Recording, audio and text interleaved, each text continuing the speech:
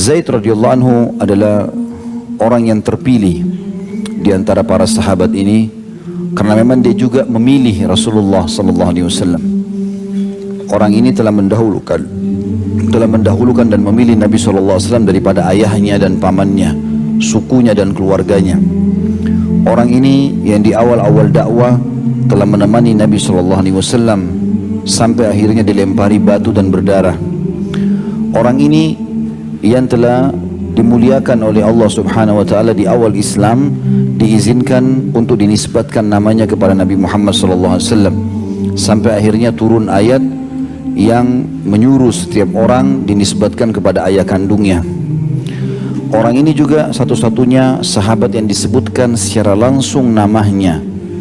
Tidak ada satupun sahabat yang ditulis atau tertulis namanya dan disebut secara langsung dalam Al-Quran kecuali Zaid, sebagaimana akan kita bacakan dalam surah Al-Ahzab. Orang ini juga yang telah menikahi salah satu dari Ummul Mukminin sebelum dinikahi oleh Nabi SAW, Zainab binti Jahash. Juga termasuk orang ini teman-teman sekalian yang telah mendampingi Nabi SAW dalam hampir setiap peperangannya dan juga berulang kali menggantikan Nabi SAW sebagai pemimpin di kota Madinah. Dan orang ini adalah saudara ukhwahnya Hamzah bin Abdul Muttalib dan Usaid bin Khudair radhiyallahu anhu majma'in. Dan kita tahu Hamzah adalah salah satu dari atau pemimpin para syuhada, yang berarti Zaid pun akan ikut bersama dengan derajat Hamzah, walaupun memang di akhir hidupnya dimuliakan oleh Allah SWT juga dengan mati syahid, sebagaimana akan kita jelaskan di perang Mu'tah yang diutus oleh Nabi SAW pasukan menyerang wilayah Romawi pada saat itu di tahun 8 Hijriyah di bulan Jumadil Awal. Kita sedang berbicara teman-teman tentang seseorang yang baginda Nabi SAW mengatakan, ya Zaid anta maulaya wa minni wa ilayya wa ahabbul qawmi ilayya, yang artinya, wahai Zaid, engkau adalah maulaku, dan maula adalah seseorang budak yang dibebaskan oleh orang sehingga dinisbatkanlah istilah maulah ini. Juga engkau adalah bagian dariku, dan juga engkau akan selalu terdekatkan kepadaku dan orang yang paling aku cintai. Dan ini gelar-gelar teman-teman. Biasanya Nabi SAW memberikan satu kelebihan, satu keutamaan para sahabat, tapi Zaid radhiyallahu anhu digabungkan semuanya. Selain dinisbatkan maulanya kepada Nabi SAW, Nabi mengatakan, kau bagian dari aku dan selalu terdekatkan denganku, dan juga orang yang paling aku cintai. Bermula kisah Zaid radhiyallahu anhu ini teman-teman sekalian dari terjadinya perang antara suku dia dengan suku Arab yang lain. Zaid ini waktu itu masih kecil, di bawah 10 tahun, ya, 9 tahun kurang lebih.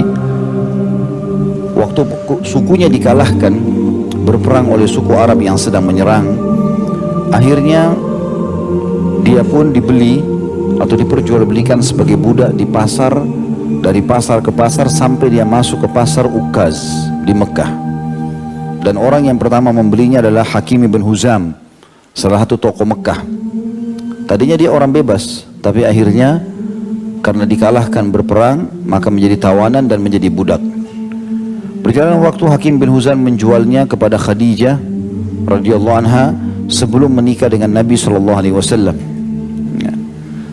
Kemudian setelah itu, tentu Khadijah membelinya dengan 400 dirham. Ada riwayat menjelaskan masalah itu. Dan pada saat Nabi SAW menikahi Khadijah, maka Khadijah sebagai bentuk penghormatan terhadap suaminya menghadiahkan Zaid kepada Nabi SAW, dan disinilah bermula kebahagiaan atau puncak kebahagiaan hidup Zaid bin Haritha radhiyallahu anhum. Pada saat itu berjalan waktu sekian tahun hidup bersama Nabi SAW di awal-awal nikahnya Nabi, sampai Nabi SAW sudah punya anak dari Khadijah.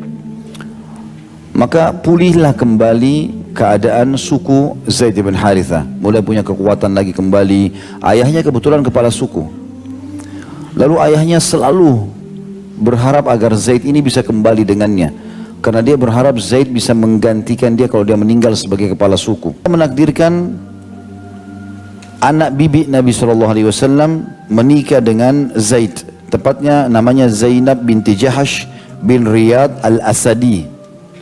Ibu Zainab ini bernama Umaymah binti Abdul Muttalib bin Hashim. Jadi langsung anak tante Nabi SAW. Dan pernikahan ini dinilai adalah pernikahan yang menghebohkan Mekah pada saat itu, karena mustahil di dalam pandangan orang-orang Mekah mantan budak seperti Zaid menikah dengan seorang wanita mulia seperti Zainab. Berjalan waktu teman-teman sekalian, pernikahan terjadi pada saat itu dan sering terjadi cekcok. Dan ini cekcok yang terjadi tidak dirincikan oleh para ulama tentang apa sebabnya, tetapi yang lebih menonjol sebagian pendapat ulama mengatakan, ya itu tidak dirincikan tapi secara global dikatakan karena tidak cocoknya secara nasab. Jadi rupanya Zainab radhiyallahu anha sering merasa ini Zaid ini mantan budak, sering terbawa perasaan seperti itu. Sementara Zaid sendiri coba berusaha menjadi suami yang terbaik, tapi arus ini terus saja terjadi. Ini secara global ya. Lebih global daripada itu, ulama mengatakan terjadi cekcok suami istri dan akhirnya seringnya Zaid mengeluh atau sering Zaid mengeluh kepada Nabi SAW, ya Rasulullah, Zainab begini, selalu mengeluhkan. Di awal lamaran Zainab ini, Nabi SAW datang ke rumahnya lalu mengatakan, saya akan melamar Zainab. Zainab langsung gembira karena dia anggap Nabi SAW akan melamarnya. Tapi setelah itu Nabi mengatakan, sesungguhnya saya melamarmu untuk Zaid. Awalnya memang Zainab sudah menolak, karena ada tradisi orang-orang Mekah mustahil mantan budak, apalagi kalau budak ya, mantan budak itu bisa menikah dengan orang bebas, apalagi punya kedudukan dan punya nasab yang dianggap suci gitu. Tapi karena ini lamaran Nabi SAW, maka Zainab pun menerima. Terjadilah cekcok pada saat itu di rumah tangga mereka, dan setiap hari Zaid selalu datang, ya Rasulullah, Zainab begini, Zainab begini. Zainab juga berkeluh kesah kepada Nabi SAW, Zaid begini dan begitu. Akhirnya Nabi SAW selalu mengatakan kepada Zaid, bertakwalah kepada Allah, pertahankan rumah tanggamu, dinasihati terus. Tapi dari satu sisi Nabi SAW juga merasa prihatin kepada Zainab yang nanti kalaupun bertahan dia jadi masalah. Maka Nabi SAW menyembunyikan dalam hati beliau alaihissalam tentang perasaan itu, bagaimana caranya supaya rumah tangga mereka bisa bertahan, Zainab tidak cerai sehingga namanya tidak rusak di keluarga karena penyebab pernikahannya dari Nabi SAW. Zaid juga tidak cerai lagi, tetap punya istri Zainab. Itu disembunyi dalam hati Nabi SAW. Bagaimana kira-kira solusinya? Beliau tidak diskusi dengan para sahabat. Nanti Allah SWT akan ceritakan dalam Al-Quran masalah itu. Sampai akhirnya puncak-puncaknya sudah tidak bisa lagi sama sekali dipertahankan. Maka akhirnya Nabi SAW diperintahkan oleh Allah Subhanahu Wa Taala untuk memerintahkan Zaid menceraikan istrinya. Dalam surah Al-Ahzab ayat 37 Allah berfirman cerita tentang masalah itu. A'udzubillahi minasyaitonir rajim. Wa idh taqulu lilladzi an'ama Allahu 'alaihi wa an'amta 'alaihi amsik 'alaika zawjaka wattaqillaha wa tukhfi fi nafsika ma Allahu mubdihi wa tukhfi fi nafsika ma Allahu mubdihi wa takhsha an-nasa wallahu ahaqqu an takhshah. فلما قضى زيد منها وطرا زوجناكها لكي لا يكون على المؤمنين حرج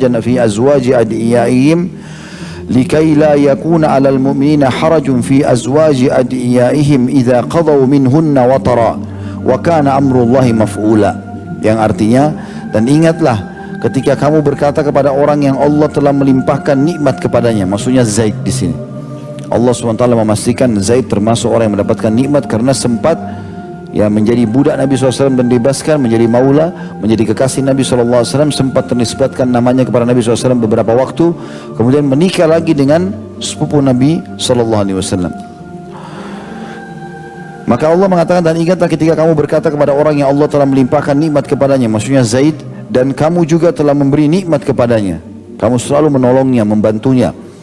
Tahanlah terus istrimu dan bertakwalah kepada Allah. Setiap kali Zaid berkeluh kesah tentang sikapnya Zainab, Nabi SAW selalu mengatakan begitu, bertakwalah kepada Allah, pertahankan istrimu.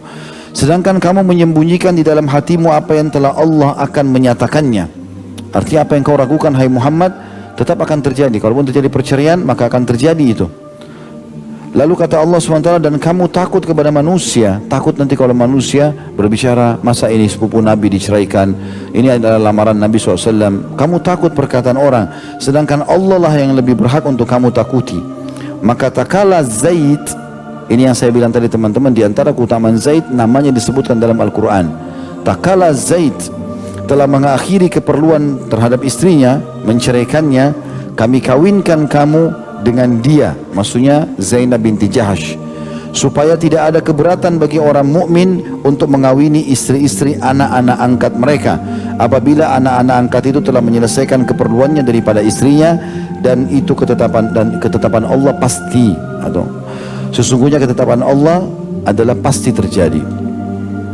Ayat ini banyak sekali kalau mau dipilah-pilah tentang masalah bahasannya, tetapi yang kita titik beratkan di 3 poin. Yang pertama, Allah subhanahu wa ta'ala memastikan dalam ayat ini bahwasanya Zaid termasuk orang yang Allah berikan nikmat melimpah, karena Allah limpahkan banyak nikmat kepadanya, termasuk juga Nabi SAW.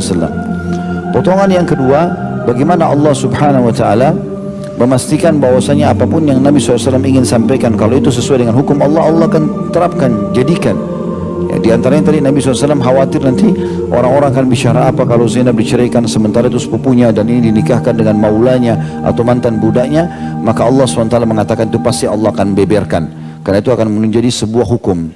Lalu potongan yang ketiga adalah bolehnya menikahi mantan pasangan anak angkat. Kalau anak kandung kita nggak boleh kita nikahi, anak mantu, mantan anak mantu nggak boleh dinikahi. Tapi kalau mantan pasangan anak angkat boleh, karena dianggap itu bukan anak. Ini tradisi jahiliyah dulu tidak boleh sama sekali, dianggap sama dengan hukum anak mantu. Maka ini dihapus dengan turunnya ayat ini. Saudaraku seiman, setelah terjadi perceraian tersebut, ya, yang sudah kata penulis ini kalau bisa dilihat di halaman 47, jurang pemisah antara Zaid sama Zainab pun semakin hari semakin menganga, hingga kehidupan di antara keduanya sampai di ujung jalan buntu. Karena itu pilihan tolak pun tidak dapat dihindarkan.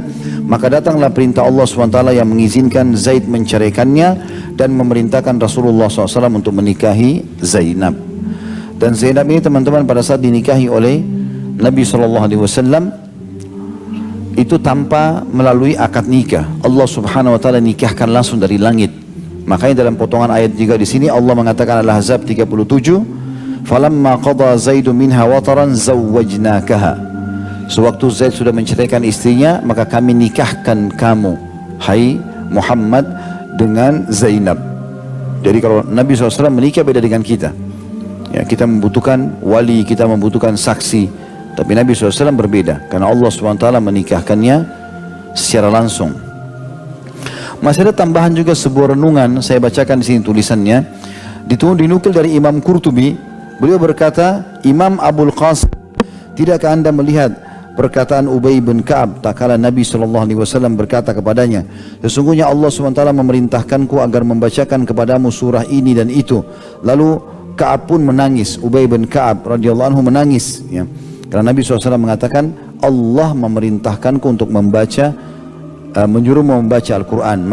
Maka Ubay pun berkata, apakah Allah menyebutkan namaku di sana di langit? Lalu kata Nabi SAW, iya. Maka Ubay pun akhirnya menangis karena gembira melihat hal tersebut. Nah, bagaimana pula dengan orang yang namanya telah menjadi ayat Al-Quran? Zaid namanya terus abadi dibaca di mihrab-mihrab oleh orang-orang yang membaca Al-Quran dan juga menghafalnya. Dan ini sifatnya selama-lamanya sampai menjelang hari kiamat. Tidak akan pernah lenyap dibaca oleh penduduk dunia bila mereka membaca Al-Quran. Demikian juga para penghuni surga, ia masih terus diucapkan melalui lisan kaum mukminin, sebagaimana ia senantiasa disebutkan secara khusus di sisi Rabb semesta alam. Maksudnya para malaikat-malaikat juga membacanya. Sebab Al-Quran Karim adalah kalamullah yang qadim. Ia akan kekal, tidak pernah lenyap. Nama Zaid ada di dalam lembaran-lembaran yang dimuliakan, yang ditinggikan lagi disucikan, yang disebut dalam tilawah oleh para malaikat pencatat amal perbuatan yang mulia lagi berbakti.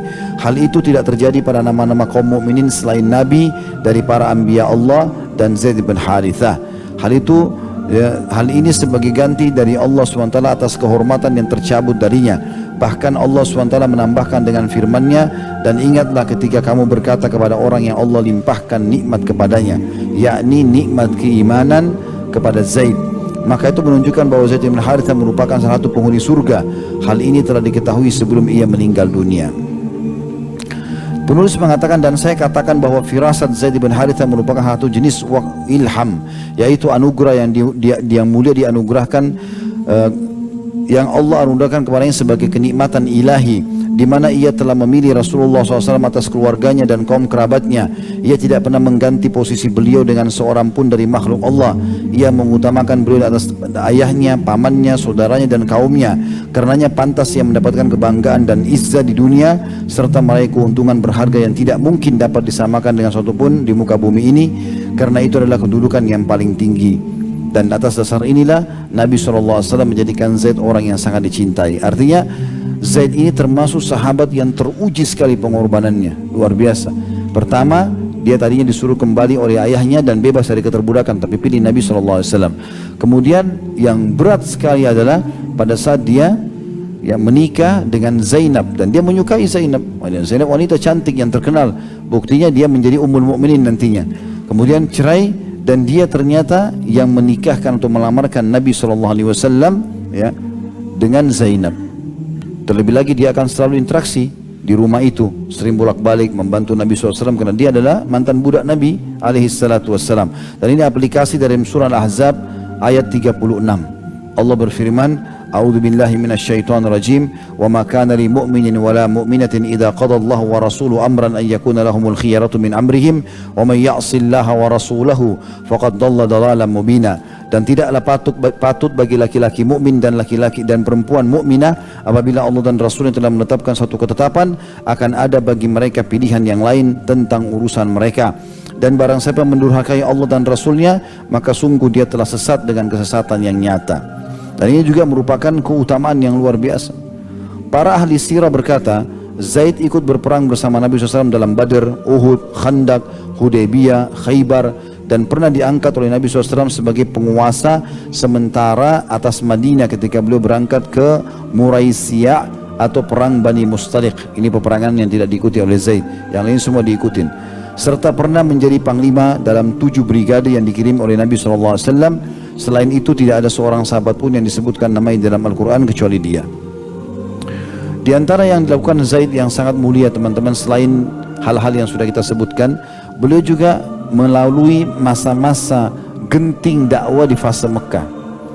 Jadi hampir setiap Nabi SAW berdakwah dimanapun, dihina, dicaci, dilemparin, Zaid selalu bersamanya. Puncaknya adalah pada saat beliau pergi ke kota Taif, yang kita sudah tahu kisahnya. Akhirnya Nabi SAW mendakwahi para pemimpin kota Taif, ya, tapi mereka menolak. Tentu banyak penyebab-penyebabnya. Di antaranya adalah waktu Nabi SAW akan pergi ke kota Taif, ternyata ada Abu Lahab, ya, yang mendahului Nabi SAW dan menyampaikan kepada penduduk kota Taif, kalau akan datang seseorang yang bernama Muhammad, dia adalah ponakanku, dia pendusta, jangan dipercaya. Oleh sebab itu penduduk-penduduk atau pemimpin kota Taif waktu itu ada 3 orang, semuanya menolak untuk menerima dakwah Nabi SAW. Maka Nabi pun mengatakan, kalau begitu izinkan saya mendakwai penduduk kota Taif. Maka ketiga orang ini mengatakan, kami tidak akan pernah mengizinkan itu. Lalu mereka menyuruh para penduduk kota Taif untuk melempari Nabi SAW dengan batu. Dan ini dilempari dengan batu luar biasa. Lemparan dengan batu ini adalah setiap kali kaki Nabi SAW dan Zaid bin Harithah diangkat, dilempari dengan batu sehingga berdarah. Kalau turun sudah kesakitan, tapi karena orang jalan harus mengangkat kaki, maka dilempar lagi yang sudah naik ke atas, maka ini menambah sakitnya sehingga semua keluar darah. Dan Zaid bin Harithah karena berusaha untuk melindungi Nabi SAW, akhirnya sempat terlempar ke wajahnya, ke kepalanya batu dan berdarah-darah, sehingga akhirnya Zaid bin Harithah berhasil melindungi Nabi SAW semampunya, sampai mereka berdua diusir keluar dari kota Taif, ditutup pintu gerbang. Kemudian mereka jalan sampai tiba di depan kebun Utbah dan Syaibah bin Rabi' yang nanti akan mati di perang Badr. Dan pada saat itu Nabi SAW berdoa kepada Allah SWT, ya Allah, kepadamu aku mengadukan lemah fisikku, kurangnya siasatku, maksudnya ideku sudah nggak ada lagi nih, nggak tahu harus buat apa. Sekian tahun berdakwah di Mekah tidak ada pengikutnya kecuali cuma 100 orang saja sekian, itu pun disiksa, diboikot. Di luar kota Mekah pun tidak ada yang menerima dakwah. Lalu Nabi SAW berkeluh kesah mengatakan kepada Tuhannya, ya Allah, kepadamu aku mengadukan lemahnya fisikku, kurangnya siasatku, maksudnya kurangnya ideku. dan hinanya aku di hadapan manusia. Mereka coba menolak dakwah ini. Wahai Zat yang maha pengasih lagi maha penyayang, engkau Rabb orang-orang lemah, engkau Rabbku, kepada siapa engkau menyerahkanku? Apakah kepada orang jauh yang murka kepadaku, ataukah kepada musuh yang engkau kuasakan kepadanya urusanku? Kalau bukan karena takut murkahmu kepadaku, maka aku tidak peduli. Akan tetapi maafmu begitu luas untukku. Aku memohon dengan cahaya wajahmu yang dengannya kegelapan menjadi terang benderang dan urusan dunia dan akhirat menjadi lurus, agar tidak engkau turunkan marahmu kepadaku dan engkau limpahkan atau timpahkan murkamu kepadaku atau terhadapku. Engkau memiliki maaf setelah murka, engkau ridha. Engkau memiliki maaf hingga engkau ridha, tidak ada daya serta upaya melainkan dengan kekuasaanmu. Lalu setelah itu pun Nabi SAW mau masuk ke Mekah, tapi beliau ragu, maka beliau mengirim surat kepada tokoh-tokoh Mekah agar melindunginya, dan surat itu dibawa oleh Zaid bin Harithah masuk ke dalam Mekah ke tangan para tokoh-tokoh Mekah pada saat itu. Tapi ringkas cerita di sini teman-teman, khusus di masalah perjuangan dakwah juga pertama, Zaid bin Harithah juga ikut serta dalam merasakan susahnya dakwah di awal Islam. Dan juga perlu kita garis bawahi ya, orang yang pertama masuk Islam dari kalangan budak itu adalah Zaid bin Harithah. Jadi yang paling pertama masuk Islam dari kalangan wanita adalah Khadijah, dari orang dewasa dan orang yang bebas Abu Bakar, dari budak adalah Zaid bin Harithah. Beberapa orang Yahudi mendengar apa yang terjadi di Madinah itu. Ya. Ini kemudian mereka mengatakan kepada Nabi SAW, datang, wahai Muhammad, kami membaca dalam Taurat bahwasanya tidak ada Nabi yang menyebutkan nama seseorang saat akan berperang kecuali pasti akan mati, walau jumlahnya mencapai ratusan atau ribuan orang. Maka kata Nabi SAW, itu karunia Allah berikan. Artinya orang-orang Yahudi tahu benar kalau Nabi SAW adalah Nabi, karena mereka mendengar itu. Kalau Nabi SAW mengatakan kalau Zaid mati maka Ja'far, Ja'far mati maka Abdullah. Ini menandakan di Taurat ada kalau Nabi ngomong gitu berarti dia akan mati. Maka kata Nabi SAW, itu kehendak Allah kalau Allah inginkan. Pasukan ini teman-teman sekalian bergerak dengan membawa mayoritasnya sahabat yang sudah masuk Islam, tapi ada juga yang baru masuk Islam, di antaranya Khalid bin Walid radhiyallahu anhu ajma'in. Ini peperangan pertama. Al-Harith bin Abu Shumar Al-Ghassani mengetahui keluarnya Nabi SAW, maksudnya keluarnya pasukan ini, maka dia pun menggerakkan 100.000 pasukan dia, 100.000 orang untuk melawan 3.000 sahabat. Jadi 3.000 ini teman-teman kalau 10 kali lipat baru 30.000. Ini 100.000, ya, berarti kurang lebih berapa kali lipat? 30 sekian kali lipat, ya, jumlah pasukan musuh. Jadi masjid ini misalnya sebanyak ini, masya Allah orang yang hadir, ini dikali 30 sekian kali lipat, jauh sekali bedanya. Di kancah peperangan pun, walaupun kita banyak, 3.000 kelihatannya jadi sedikit karena besarnya pasukan musuh. Plus lagi, kalau antum masih ingat, pernah saya jelaskan, ada satu kaisar Romawi waktu itu yang hidup namanya Heraklius.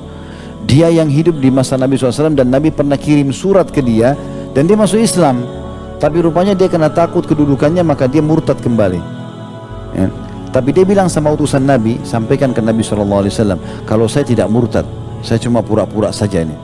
Dia bilang gitu. Waktu utusan Nabi SAW sampai ke Madinah mengatakan, ya Rasulullah, Heraklius syahadat, tapi dia takut kaumnya nanti memerangi, maka dia sembunyikan Islamnya. Kata Nabi SAW, dia telah dusta, dia telah dusta, tapi dia betul-betul menjadi musuh Allah. Berbeda dengan Najasyi. Najasyi kasusnya sama, dia tidak mau iklankan Islamnya karena takut kaumnya ribut, karena tidak ada yang, tidak jarang atau sedikit sekali yang menerima Islam di Ethiopia pada saat itu. Tapi Nabi SAW mensolati jenazahnya waktu dia mati di Ethiopia, disolati di Madinah, karena dianggap tidak ada yang solati di sana, maka disolatilah solat ghaib pada saat itu. Tapi kasus Najasyi beda dengan Heraklius. Terbukti di kejadian ini, waktu Harith bin Abi Shumar ini mengirim surat ke Heraklius, karena ini sekutunya, saya akan menghadapi muslimin dengan 100.000 pasukan, kau bantu nggak sebagai sekutu? Di sini kelihatan kebohongannya Heraklius, maka dia mengatakan, iya, aku akan bersama dengan kalian dan aku mengirim 100.000 pasukan lagi. Berarti Heraklius, berarti Harith memiliki berapa? 200.000 pasukan, 80% kurang lebih dari kekuatan umat Islam, gitu kan? Jadi luar biasa pasukan besar. Dan ini bukan berperang di kota Madinah seperti kasus Uhud dekat Madinah, kalah bisa lari ke benteng. Ini enggak, jauh di Mu'tah, ini jauh. Kemarin kami waktu umrah plus Aqsa sempat mampir di Jordania, Dan kami kunjungin tempat itu, tempat peperangan Mu'tah itu. Lumayan cukup jauh, dari kota Amman pun masih jauh. Saya nggak bisa bayangkan waktu itu berapa beratnya sahabat jalan sampai ke sana gitu. Ya. Yang jelas teman-teman sekalian, pada saat itu kita bisa bayangkan bagaimana 200.000 menghadapi 3.000 orang. Ya. Tapi subhanallah, kemenangan bukan karena senjata dan jumlah, tapi karena ketakwaan kepada Allah. Al-Harith ini sempat mengutus adiknya bernama Sadus, ya, untuk memata-matai muslimin, tapi Zaid juga sempat mengutus mata-mata dan akhirnya menangkap Sadus dan semua yang bersamanya, dan akhirnya Sadus pun terbunuh pada saat itu. Ya, karena berusaha melawan maka terbunuh.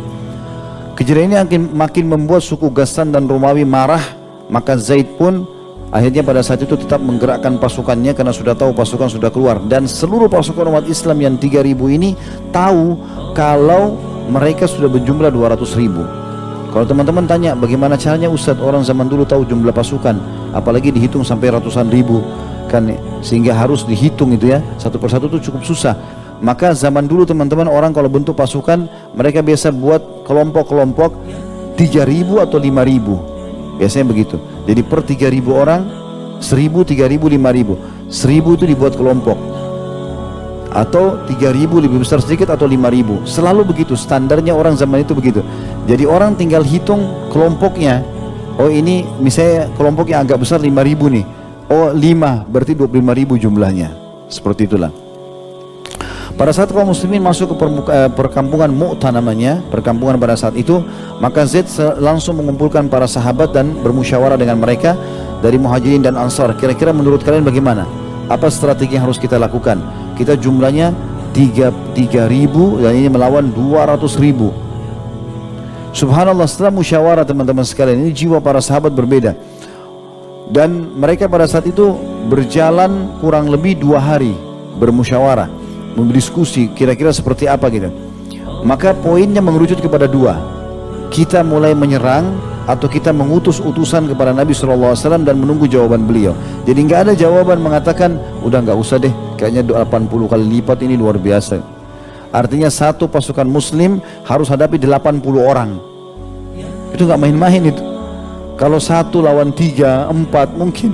Ini 1 banding 80. Ini bukan main-main gitu. Maka waktu itu Abdullah bin Rawahah berkhutbah dengan khutbah yang masyhur. Dia mengatakan, wahai muslimin, untuk apa kalian masuk Islam?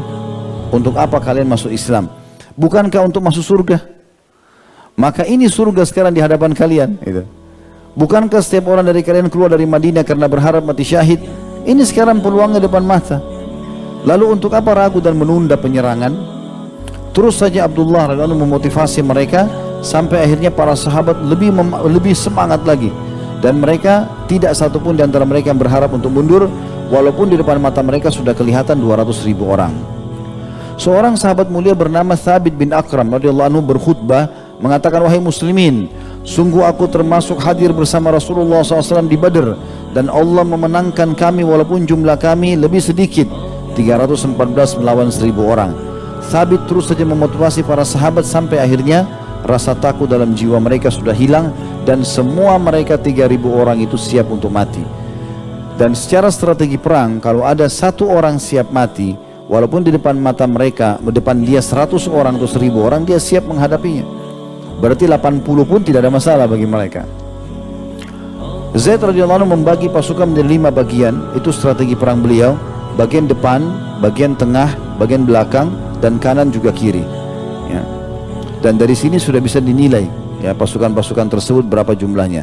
Saat pasukan sudah saling berhadapan, tepatnya selepas sholat subuh, masih gelap, tiba-tiba Zaid memerintahkan muslimin untuk menyerang setelah sholat subuh. Pada saat pasukan sudah ketemunya pas kebetulan sore, mereka sudah berkemah. Ini sudah berkemah, tidak saling menyerang karena sudah malam. Biasanya mereka sudah faham kalau malam tidak ada penyerangan, maka besok habis subuh langsung Zaid menyuruh menyerang.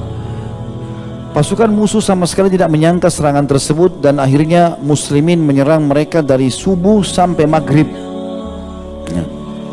Dan masing-masing pasukan sholat di atas tunggangannya, gak bisa berhenti karena 3.000 orang ini menyerang masuk, di hadapannya 200.000. Lalai sedikit bisa dikejar oleh 10 orang, oleh 20 orang, karena 1 banding 80 orang tadi gitu. Terus saja mereka sampai maghrib, sehingga terbunuh ratusan, banyak sekali pasukan kafir.